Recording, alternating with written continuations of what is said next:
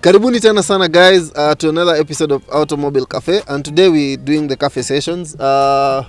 Same locations and location as the one we did the March review on.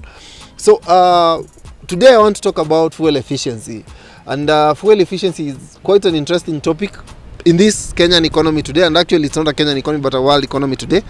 And today I want just to emphasize or basically look into major issues on that regards to the engine, and my simple question is, do small engines necessarily mean efficiency? That's a very broad topic, and I'm sure you can argue it out from any point of view or any intellectual capacity you have when it comes to matters, cars and stuff. That's a very broad topic, and I'm sure you can argue it out based on any intellectual capacity that you have when it comes to motor vehicles or basically motor engineering. But one thing I want to maybe share with you in regards to efficiency, I just want to give you another dynamic, basically open your brain a bit on a few elements of fuel efficiency and how efficiency can be achieved. So when you talk about efficiency, it all first of all starts from your pocket. What is efficiency for you? There are people who believe 2500cc is a very efficient engines. The people who believe 1000cc engines are very efficient. The people who believe 650cc is the epitome of efficiency. But again, the people like me who believe it all depends on how you drive the car and other factors within the car. So first of all, my own point of argument is it's not necessarily that small engines are efficient. For a small engine to be efficient, it first of all needs you to reduce the amount of weight you carry in a vehicle. So if you have a 650 cc vehicle and you're planning to use it for family drive, basically where you have like 5 passengers in that car or 4 passengers in that car and some loads, maybe umetoka ushago, you have something in the boot, nini. The 650 na efficiency pale kidogo zinapeana chenga, they'll not work hand in hand. But with the same 650cc, if you have a relative who happens to have an 1800cc and does the same weight in terms of load that you'll do, for sure, chances are very high you guys might end up spending the same amount of fuel by the time you get to the destination. And this is very common. Sana I've seen people, I've heard people say, oh, I had a duet, I did Nakuru, Nairobi stretch and spent like 4K, 3K. And at times you find someone with an 1800cc premium, sana with the ones with the 1ZZ engine, telling you I was in Nakuru, did around 2000K. 2000 shillings to Nairobi. This is possible because first of all, when you look at power to weight ratio in any car, power to weight ratio is very critical. For example, for the guy with the 1800cc, more often than not, their revs will be very low. The revs will be very low, and they might be doing 80 kilometers per hour or 100 kilometers per hour at 2000 revs. Whereas you with your duet, for you to keep the 80 kilometers per hour or the 100 kilometers per hour, your duet might go to something like 2.4, 2.3. You see, the moment you pushing harder on the revs, then that's when the valves or basically the engines consumes more, because you're trying to push in more power for you to get speed. So fuel efficiency can be heavily influenced by the weight that you have in your car. So the other thing is basically the terrain that you're going to use this car on.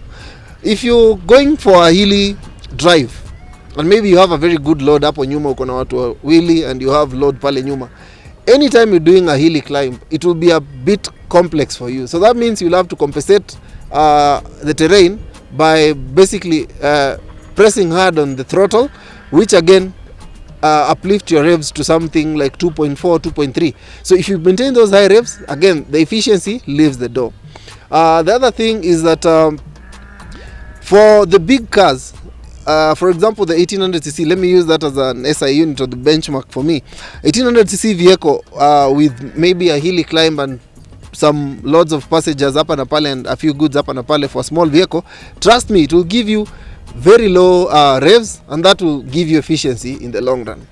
The other thing is that small engines, more often than not, they might not be economical in the long run because they easily die. I talked about it in the Nissan March review.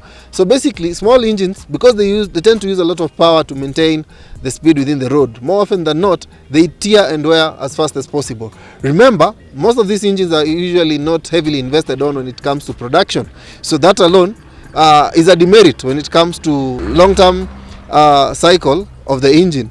Compared to the big engines, more budget is put for production, and basically a lot of test and a lot of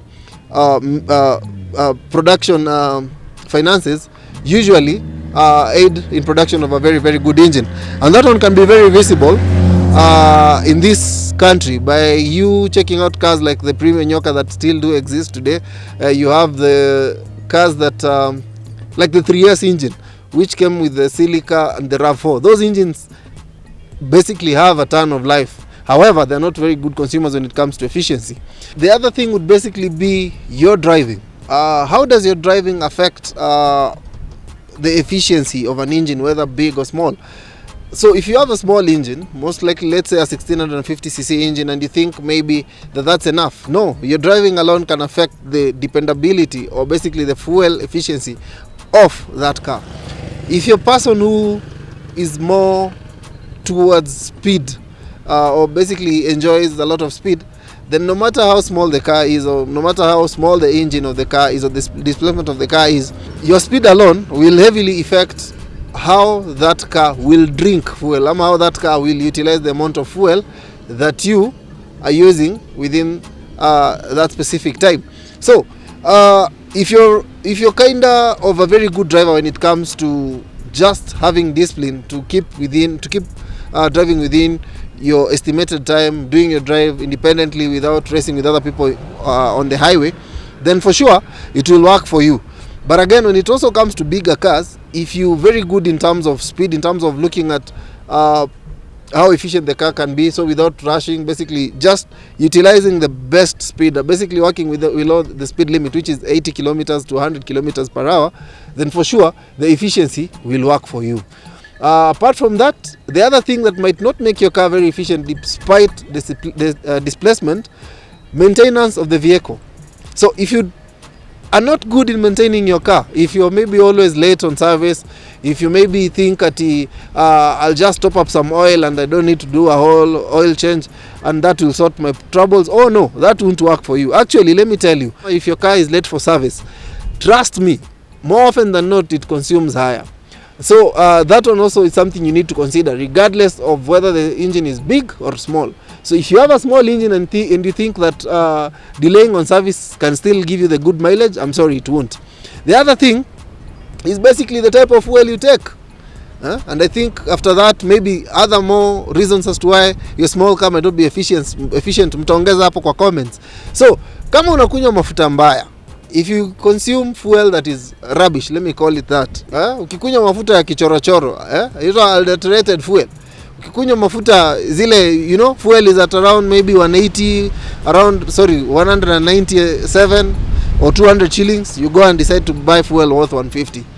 More often than not, this fuel is not as clean as you think, and more often than not, most of these fuels are usually a mixture of other fuels. Sana siku hizi kuna hii ukora watu wanachanganyisha mafuta ya petroli na mafuta ya taa. So if you find yourself doing that type of fueling at unakata cost and stuff, in the long run it may not work for you. Your car might be actually getting you into more trouble in terms of maintenance in the long run, or basically the performance of the engine inakuwa na shida sana na kutumia mafuta ile yenye umeweka. So that alone can heavily affect the amount of gas mileage you get from your car. So other than that, the rest nangoja nyinyi wenyewe mtatuambia pale kwa comments. Feel free to comment, feel free to share.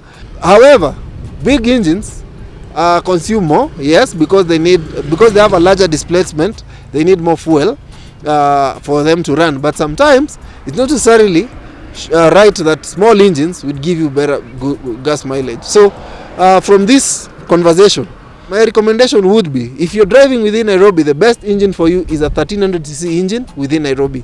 And actually 1300cc can double as good as well when it comes to long distance, if wewe si mtu wa kubeba mizigo. So it's you to choose.